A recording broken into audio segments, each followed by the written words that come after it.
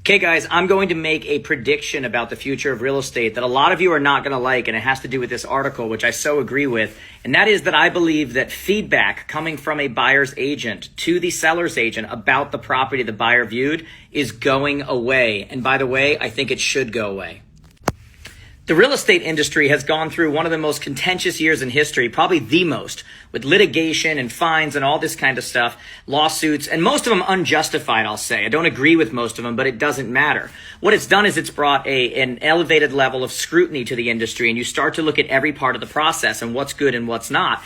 And when you start to look at this process of a buyer's agent bringing a buyer in and looking at a property and then giving feedback to that seller's agent to give to the seller, how does that benefit the buyer at all? We know the seller wants that. It's in their best interest. But the buyer's agent has a fiduciary responsibility to the buyer.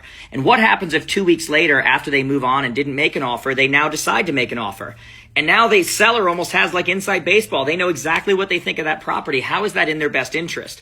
And this is not only going to lead to lawsuits saying you broke fiduciary responsibility. Guys, there are already lawsuits out there happening now. We need to rethink every part of this industry and say, hey, under that scrutiny, does it work? Does it not? Is it right? Is it not? And I think giving feedback is going away. What do you guys think? I'd love to hear your thoughts. Most of you have probably never even thought about this.